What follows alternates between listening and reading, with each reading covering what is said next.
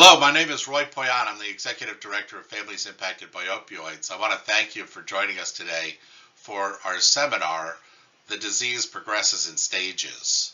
What we're going to do in these study guide, the workbook, the PowerPoint presentation, the coping skills, and the local resource connections, of which you are going to be downloading for this seminar to a jump drive and then viewing. We're going to take time today to understand more clearly that this disease progresses in a way that we do understand, okay? That doesn't necessarily mean it always progresses in the same direction, because sometimes it progresses in the other way. Sometimes it goes sideways, sometimes it goes forward. But it does move as a disease. And what we mean by that is their behavior changes, because remember what we talked about in the brain? Because the brain is changing based on the environment that it is existing in. So if this person is still taking and misusing substances, then we can anticipate change to be pretty active. If they're in recovery, we kind of have an idea based over time and other studies that have been done what the progression is. And then when we're talking about relapse, we even have kind of an understanding of relapse in terms of stages. So when we say the word stages, there's different definitions depending on what kind of discipline is talking about. The psychiatry group has one, the medical doctors have another, the addiction people have another. So we're not going to become experts on the titles of the stages. We're just going to become aware the fact that there are stages, they do progress or degress or move sideways. And the way that we understand that the change is taking place, the best way, is through reassessment.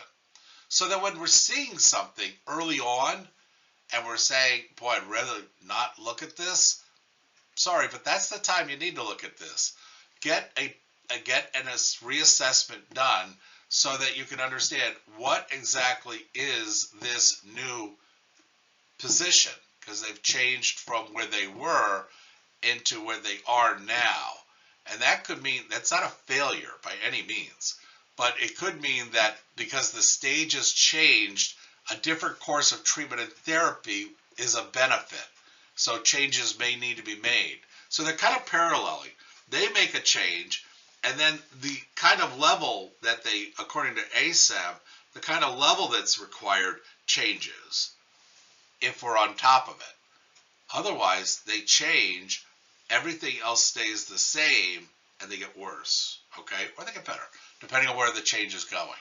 So with that in mind, the reassessment is very important. We're going to take the time to understand the 7 different types of progression stages for addiction.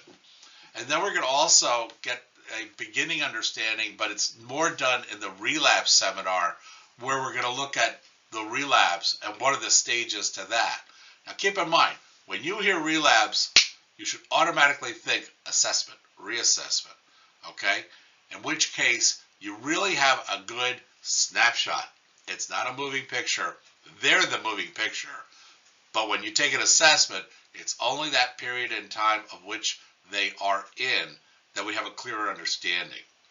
Fortunately, we can paste those together with other understandings from empirical studies that have been done by the industry and by professionals and get a better understanding of what might need to be done.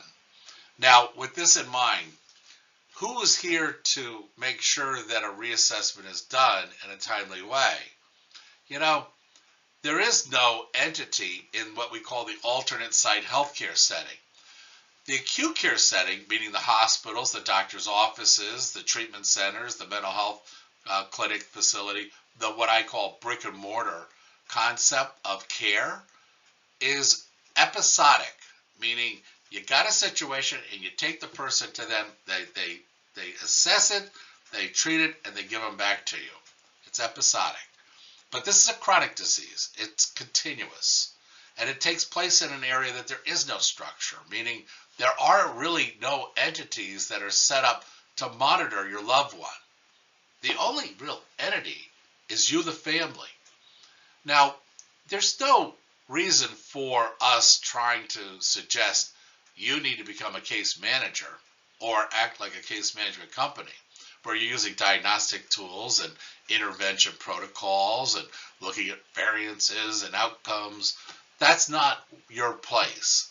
But there are groups that do that. Your place is to say, hey, we're not going to turn our back on what we see and feel, but we are going to suggest and support a reassessment just in order that we understand more clearly if a really positive change is available, we'd want to use it to our advantage. We're talking about the continuum of treatment plan of care, the continuum, okay? This is a chronic disease. And you're talking about the coordination of care, meaning what types of assets in the community, either the medical community, the mental health community, or the addiction community, can we engage given this assessment so that we can respond in a timely way. That's why we want to take time to understand the stages. But once again, we don't expect that you're going to live in a perpetual state of being concerned that we're moving towards the next stage. That would be exhausting, and it would be coercive to your relationship, where you're trying to be empathetic and supportive, because you're kind of saying, oh, darn it, we're moving into this next stage. You don't want to be there. But where you could be is, okay, I'm glad that we noticed that this is taking place. Now we're going to get a professional to take a look at it, and we're going to seek their advice, because we're all part of a team.